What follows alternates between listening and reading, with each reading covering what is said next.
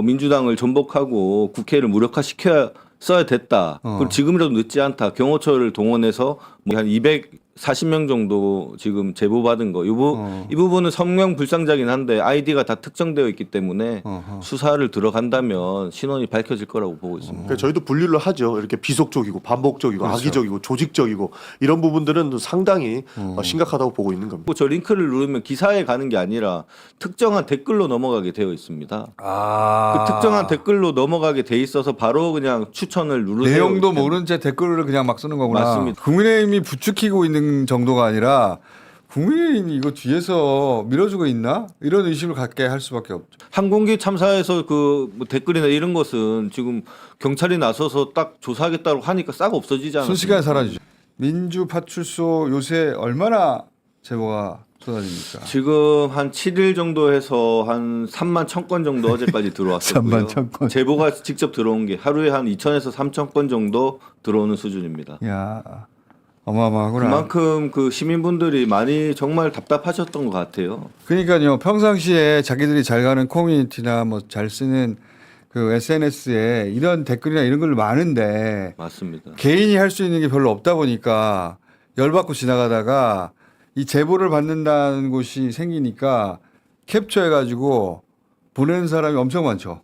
엄청 많으시고 거의 지금 네이버가 제일 많고요. 그다음에 네이버 댓글들. 네이버 댓글이랑 네이버 블로그, 카페 글도 많고요. 그다음에 유튜브 그 자체랑 유튜브 댓글이나 유튜브 게시판도 그다음에 있고요.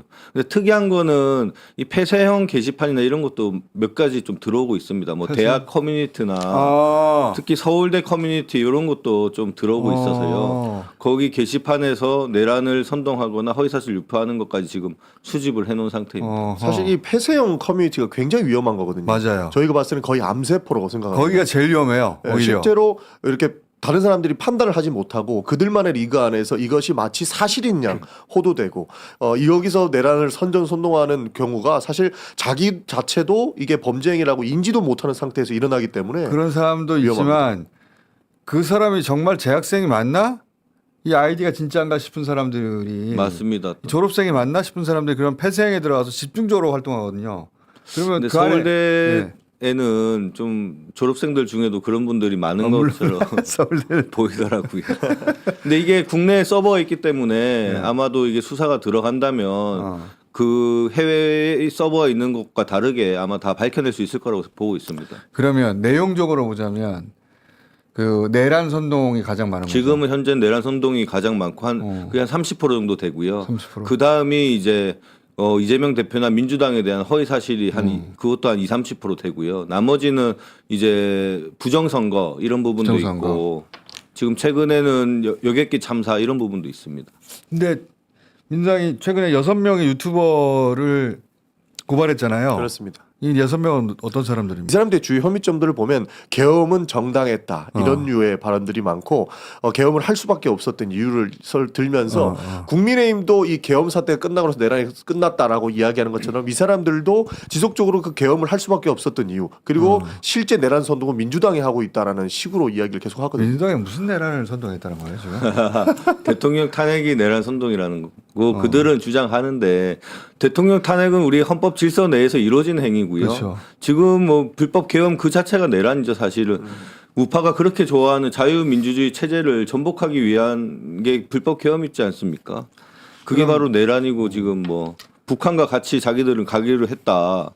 오히려 종북 세력이 저는 지금 계엄 세력이라고 보고 있습니다. 북한을 이롭게 하고 있기 때문에.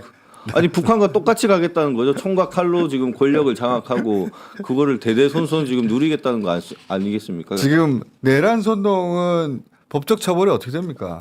지금 내란 선동죄가 3년 이상 유기징역입니다. 3년 이상 유기징역이라는 3년 이상이요? 3년 이상이 낮아 보이는데 법정 최고형이 엄청- 30년입니다. 그러니까 내란죄가 심각하기 때문에 내란 선동도 굉장히 심각한 거군요. 3년 이상 유기징역도 엄청 심각한 엄청 거고 심각하죠. 선동죄를 처벌하는 게 내란밖에 없습니다. 그만큼 우리 자유민주주의 체제를 전복시키기 위한 거기 때문에 이 사람도 아직 모르는 것 같아. 이게 과거에 여야가 그냥 격돌할 때 한쪽 편 들어가지고 저쪽에 약간 가짜뉴스 섞어가지고 저쪽 공격하고 이 정도 수준으로 생각하는 것 같아요. 그 이게 표현의 자유 영역에서 이미 벗어나는 거예요. 이게 우리 헌법 질서 자체를 지키기 위한 죄이기 때문에 당연히 이게 무슨 뭐 민주당이 잘했냐, 국힘이 잘했냐 이런 수준이 아니라 내란을 옹호한다는 것은 내란 선전죄가 돼서 엄청나게 중한 처벌을 3년 할 수 이상이요? 있습니다. 네, 3년 이상입니다. 미니멈이면 3년이라는 미니멈이 3년이란 말이고 최고형이 30년입니다. 사실 더 심각한 게 좀 전에 김동완 의원님 말씀처럼 뭐 민주당이 잘했냐 국민의힘이 잘했냐 뭐 예를 들어서 민주당이 내란 세력 아니냐 이런 주장들이야 네. 본인들이 할 수 있다고 보는데 이래서 2차 계엄이 필요하다 이런 식으로 하다 보면은 이게 정말로 내란 선동이 될 수 있다고 저희는 보는 거죠. 그러면은 지금 우리 김동완 의원님이 변호사시니까 보시기에 이거는 선을 넘어가서 내란 선동죄에 의율될 가능성이 높다. 이런 표현들이 어떤 게 있습니까? 예를 들면 계엄이 정당했다는 것과 네. 계엄이 성공했어야 됐다. 아, 성공했어야 계엄이 됐다? 성공해서 아, 그 지금 뭐 민주당을 전복하고 국회를 무력화시켜야 됐다. 그리고 지금이라도 늦지 않다. 경호처를 동원해서 지금 영장을 막는 것도 저희는 내란의 연장선상으로 보고 있습니다. 어차피 지금 법원에서 정당하게 발부한 영장을 무력화하고 사법부를 무력화하기 위한 지금 선동을 윤석열 대통령의 지시로 지금 하고 있는 상황이기 때문에 변호인들이 지금 내전 운운하잖아요. 내전. 그게 바로 내란을 의미하는 거죠. 그렇죠. 거기서 총을 쏴서라도 뭐 영장 집행을 막아라. 막으라는 게 그 내란이지 뭐야. 그 내란이죠. 뭐 헌법 질서를 무너뜨리는 건데. 그러니까 국민의힘에서 주장하는 것은 이미 계엄이 끝나면서 내란은 끝났다라고 얘기하는데 지금 사실상 내란이 진행되고 있는 것들은 여러 가지 근거로 볼 수 있다는 겁니다. 그러니까 내란 선동 관련해서 이건 내란 선동으로 걸릴 것이 분명해 보인다는 것이 실패하지 말았어야 했다. 2차라도 해야 한다. 이렇게 그렇죠. 네, 맞습니다. 그 내란에 관해서 적극적으로 옹호하고 동조하는 거. 자극하는 거죠. 사람들을 선동하고. 그 정도 되면 3년 이상이 나올 수 있다. 3년 이상입니다. 야. 최장 30년입니다. 그러니까 그런 것들을 사실 뭐 카카오톡이나 자기는 SNS에 퍼나르면서 자기는 범죄인지도 모르는 거예요. 그런 피해자들이 속출하기 때문에 그렇게 해서는 안 된다라고 이야기를 하고 있는 거고. 계속 알려주고 그 중에 예. 주동자로 보이는 사람들 주로 이걸 퍼뜨리는 사람들을 먼저 고발한다. 네, 그래서 지금 유튜버 위주로 고발했고요. 근데 다만 지금 유튜버만이 아니라 카톡방이나 이런 단체방에서 그런 일들이 버젓이 이루어지고 있습니다. 그런 거 캡처해서 막 날라온다는 거죠. 많이 지금 제보가 들어오고 있습니다. 그런 사람들 등급을 분류해서 이게 지속적이고 반복적이고 그 주도적인 역할을 하는 사람들이구나 하면 가차 없이 고발해 주세요. 네, 그렇게 지금 하려고 가차 없이 지금 준비해놓고 6명이니까 너무 적나 싶은데 지난주에 4명 했었고요. 이번에 6명 합쳐서 10명이고 지금은 저희가 준비하고 있는 게 한 240명 정도 지금 제보받은 거. 이 부분은 성명 불상자긴 한데 아이디가 다 특정되어 있기 때문에 수사를 들어간다면 신원이 밝혀질 거라고 보고 있습니다. 그러니까 저희도 분류를 하죠. 이렇게 비속적이고 반복적이고 그렇죠. 악의적이고 조직적이고 이런 부분들은 상당히 심각하다고 보고 있는 겁니다. 근데 지금 예를 들어서 신남성연대 또는 기타 카톡방 같은 거 이제 뭐 신의 한수 이런 것도 네, 있습니다. 신의 한수 고발하셨는데 신남성연대 텔레그램방 지령이라는 게 있네요. 이게 한번 띄워봐 주세요. 이게 어떤 내용입니까 이게? 결국에는 그 여론 정화방이라는 걸 만들어 가지고 조직적으로 본인들이 원하는 기사는 띄우고 그다음 원하지 않는 기사는 신고해서 내리고 그리고 굉장한 심각한 악플을 쓰게끔 만듭니다. 저들의 논리는 그런 것 같아요. 사람들이 봤을 때 댓글을 먼저 보는 경향들이 있는데 이럴 때에 사실 판단을 흐리게 하려고 하는 목적 아닐까 하고 추정을 하는 거죠. 저기서 이제 이루어지는 방식이 특정 기사나 예. 특정 기사의 댓글을 좌표를 딱 찍고 여기에 추천 아니면 비추 이런 식으로 지령을 내립니다. 지령을 내리면 한 5천에서 6천 명 되는 저 텔레뱅 참가자들이 지금 참가자들은 한 2만 명 가량 되는데 그 중에서 한 5천에서 6천 명 정도가 추천을 누르는 식으로 아니면 비추를 누르는 식으로 해서 그 댓글 순위를 조작해서 올리는 거죠. 이게 이 사람들의 주장은 직접 사람들이 하기 때문에 매크로를 사용하지 않기 때문에 뭐 법에 안 걸린다라고는 주장은 하지만 지금 매크로로 사용했을 경우에는 컴퓨터 등 장애 업무 방해죄에 해당하는 그렇죠. 게 네이버에서 내부 업무 방해했다 이건데. 업무 방해했기 때문에 그건 분명한데 매크로를 사용하지 않더라도 저거는 조직적으로 특정 좌표를 찍어서 순위를 조작한 거기 때문에 위계에 의한 업무 방해자가 될 수가 있는 거죠. 어차피 네이버의 그 순위 기사 댓글 순위라는 업무를 조작한 것은 분명한데 그러면 이 그러니까 방식이 위계에 의한 업무 방해자가 될 수 있다. 저희는 보고 지금 법적 조치를 준비하고 있는 상태입니다. 그러니까 일반적으로 자기들이 잘 가는 게시판에서 이 기사 그 지금 문제니까 이 기사 응원 많이 해주세요. 이런 거를 할 수 있는데 저희는 네, 그게 아니라 하나의 센터 역할을 하는 거군요. 센터를 해서 딱 특정한 댓글을 좌표를 찍고 저 링크를 누르면 기사에 가는 게 아니라 특정한 댓글로 넘어가게 되어 있습니다. 그 특정한 댓글로 넘어가게 돼 있어서 바로 그냥 추천을 누르세요. 내용도 이렇게. 모른 채 댓글을 그냥 막 쓰는 거구나. 맞습니다. 네, 그런 식으로 지금 진행되고 있어서 이 부분은 충분히 위계 단순히 그냥 게시판에 우리 이 기사 좀 응원합시다 이런 또는 수준이 뭐 아니라 저쪽 반대가 많으니까 우리 가서 찬성 눌러줍시다. 이런 거는 흔한 일인데 그렇죠.